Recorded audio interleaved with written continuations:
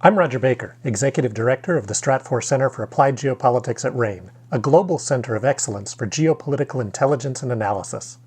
Learn how you can put geopolitics to work for your organization at ranenetwork.com.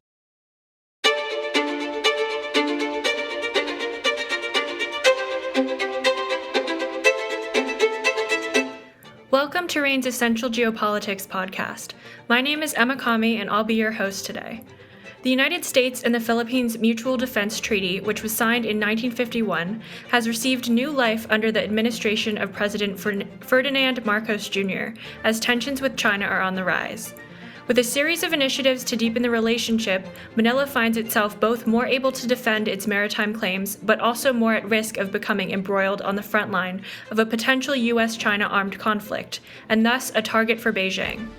As President Marcos visits President Biden in Washington, D.C., the trajectory of this relationship is only coming into clearer focus. Here with me today is Nate Fischler, an Asia-Pacific analyst at RANE. Welcome, Nate. Hi, Emma. It's great to be here. Thanks for having me. Of course.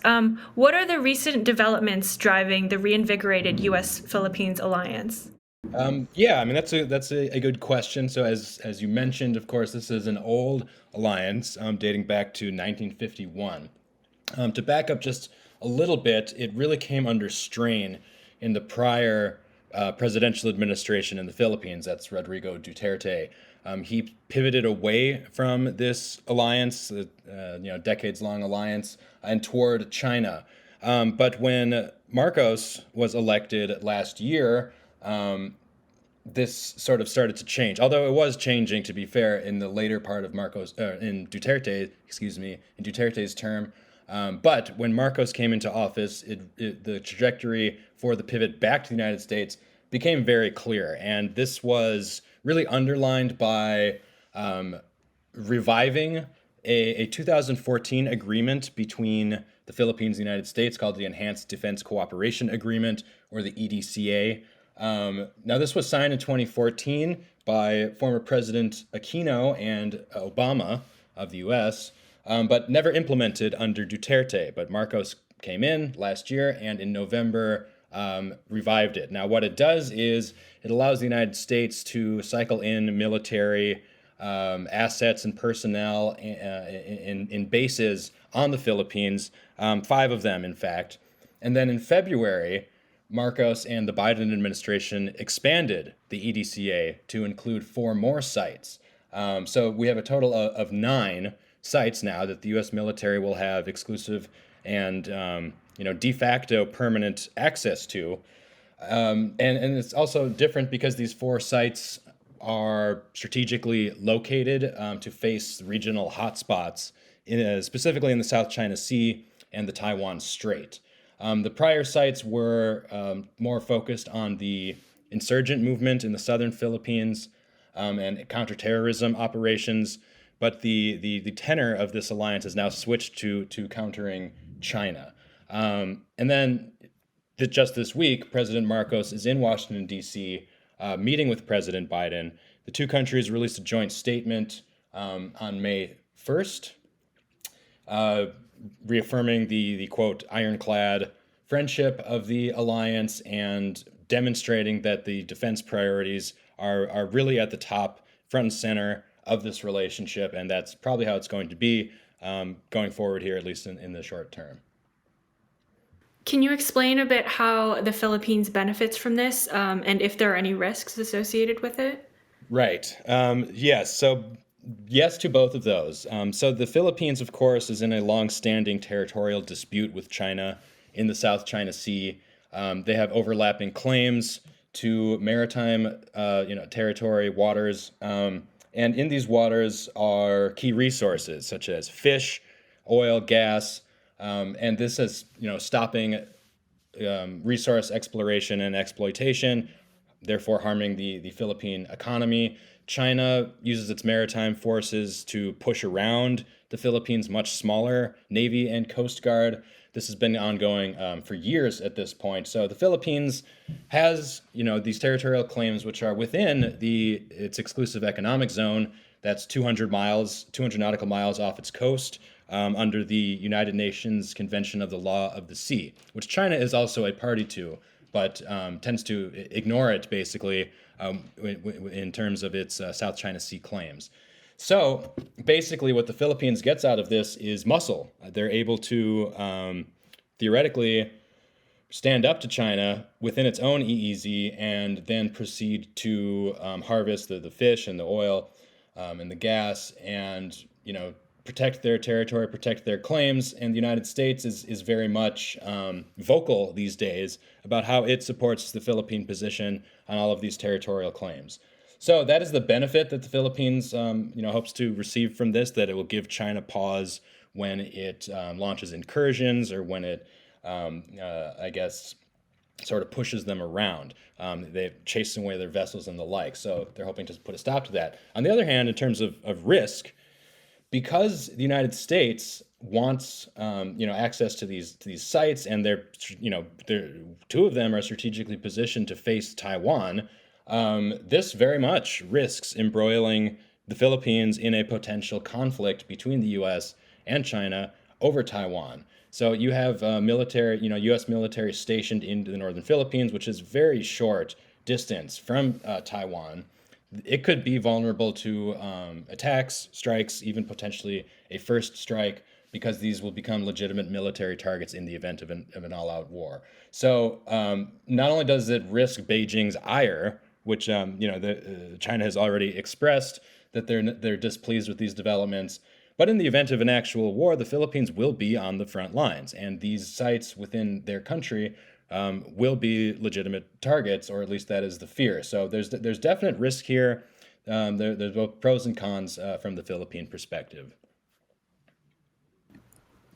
We know the new Philippine presidential administration is changing tact, but what about the United States? Is there anything changing with respect to its approach to the alliance? Yeah, that's a good question too. So right, so these two presidential administrations, are pursuing their own policies, and the Marcos administration is wildly different from the Duterte administration, but the U.S. is changing too. So one of the concerns of Duterte, one of the things that drove him to turn away from the U.S. and toward China, was because these incursions by the Chinese were happening at that time and before for many years now. And the U.S. really didn't do anything to help out. So they have this mutual defense alliance. Supposedly, if the Philippines is attacked, then the U.S. is obligated to come to its defense. Duterte completely lost faith in this framing of the alliance, because when there were Chinese incursions, the U.S. didn't do anything, frankly, to defend its ally. Therefore, the U.S. is now under pressure to demonstrate to Manila that times have changed, that the U.S. security guarantees are credible. Therefore, they have to sort of dispense with the ambiguity of prior administrations, just saying, broadly, generally, that, yeah, we'll defend you in the event of an attack. But now they really have to make this message clear and drop ambiguity to a large degree. So that's really the change here from the U.S. perspective.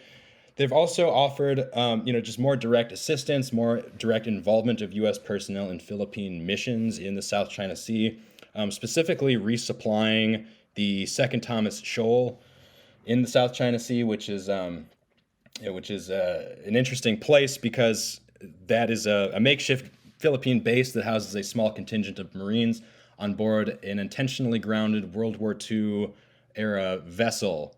So you just have these Marines hanging out on this decrepit boat on an island. Anyway, that's neither here nor there, but the United States is offering to help resupply that contingent, and that potentially puts it in the direct path of Chinese ships, Chinese vessels, and possibly confrontation. So this elevates the likelihood of a direct maritime confrontation in the South China Sea between the United States and China, particularly in the event that it uses its own ships or its own personnel to assist the Philippines on these resupply missions. And these resupply missions are often fraught with danger, because this is when China really does not want the Philippines to resupply this small contingency out in the South China Sea. And there have been prior incidents.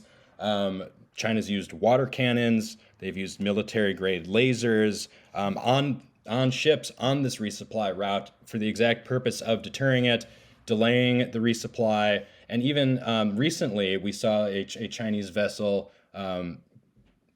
go directly in the path of a much smaller Philippine vessel on this resupply run. So basically, the United States is driven to further clarify its position on the alliance and what it's actually willing to do to defend the Philippines in order to keep it in its camp, keep it within the regional security architecture that is broadly designed to contain China. And that includes other pieces and other countries in the Asia-Pacific region, of course, which includes Taiwan and Japan and Australia. And the United States is also trying to cultivate a multilateral approach to the Philippines. They're trying to get Australia involved. They're trying to get Japan involved. And both of those countries are seemingly reticent to or open to that as well, to enhancing partnership all along this broad regional security architecture that the U.S. is building with its partners in the region. So yeah, there are some changes here. The U.S. does still have to keep a degree of ambiguity to what exactly will constitute an armed attack, because they don't want the Philippines or China straddling that line. So they keep some ambiguity, but broadly speaking, ambiguity is giving way to clarity in terms of what the U.S. is willing to do to defend its ally in the Philippines. Well, great analysis. Thank you so much, Nate. Learn how geopolitical events like this could affect your business with RANE Worldview. Our flagship risk intelligence products provide clients with access to the insights and analyses they need to make more informed decisions and drive better risk management outcomes. Sign up at ranenetwork.com. That's RANE network.com. I'm Emma Kami. Thanks for listening.